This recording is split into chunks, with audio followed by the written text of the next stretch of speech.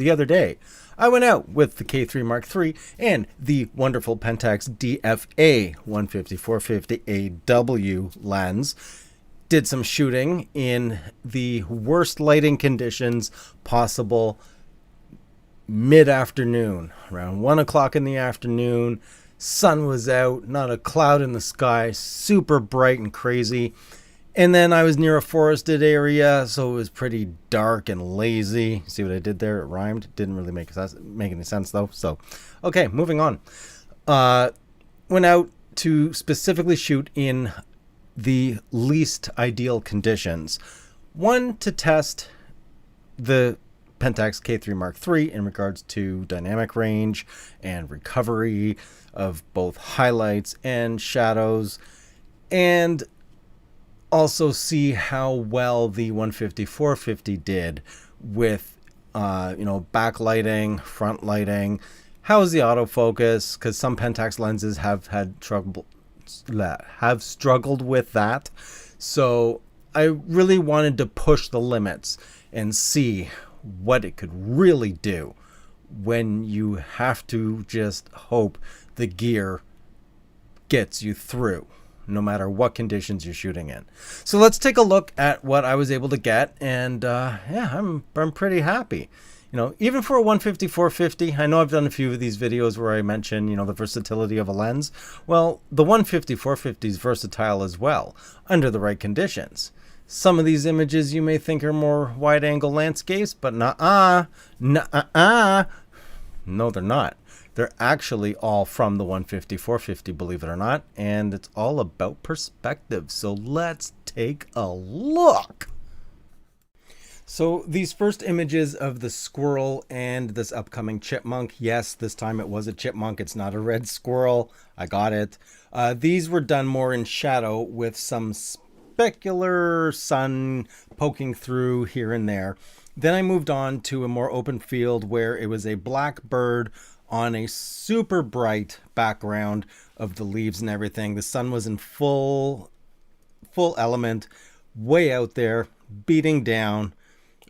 No cloud in the sky, nothing, no trees blocking anything. So you can clearly see the amount of detail that is available and the dynamic range that comes from the K-3 Mark III. And now we're going to move on to highlights and shadows.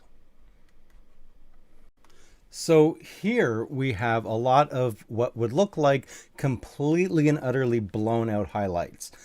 However, the Pentax K-3 Mark III processing does this. I don't know. It's voodoo magic, superpower. I don't know. The amount of recovery from highlights is staggering compared to any other camera that I've used so far. Yeah, it's absolutely remarkable, the amount of additional detail you can get from highlights that do seem to be completely blown out. Some of these images, yes, there were some blown out elements of the highlights, but overall, it has an incredible amount of headroom in regards to recovery and shadow detail and detail in general as well. So here on this flower, you can clearly tell it looks like it's way oversaturated. I did not change the saturation value of the color.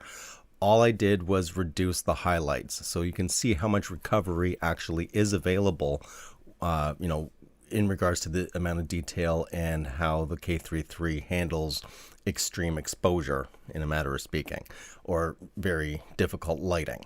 This next image here, I just wanted to bring out some additional details on the Canada Goose. And again, this was in very harsh lighting, which is generally regarded as do not shoot in this type of lighting, but it is what it is. And this was just a test, and the results were very, very good. And on the very last shot of the Canada Goose, I just wanted to recreate that heat haze effect to show the actual environment that I was shooting in.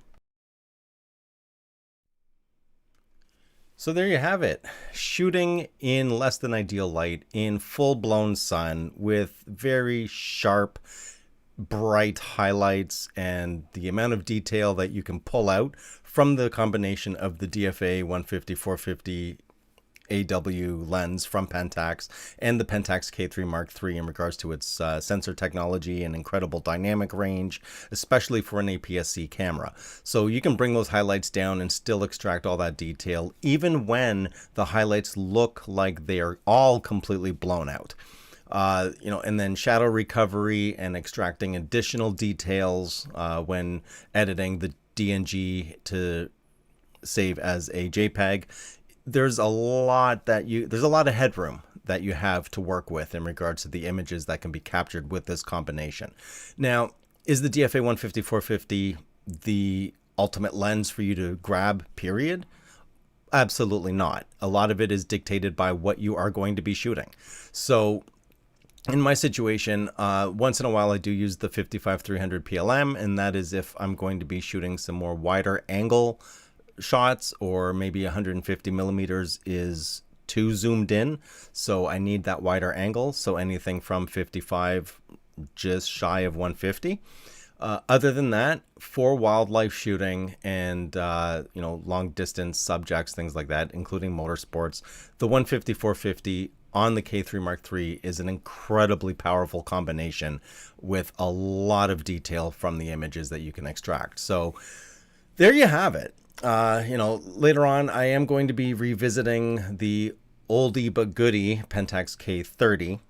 So K-30, K-50, pretty much same camera, because there are some people that still utilize those, and I'll be also deep diving into some other elements of the Pentax K-3, doing some comparisons of K-30, K-3, K-3 Mark III in regards to like custom image modes and what's changed and things like that. So stay tuned. There's going to be some more deep diving in regards to the various elements of the Pentax system based on the cameras that I currently do own and use regularly. So that's going to be it for this video. If you like the video, leave a like. If you haven't already, please do subscribe. Always helps out. And always read the description. I put information in there. And if you made it this far, comment down below 150-450. And that's it. I'm going to go. I'll catch you on the next video. I'm out.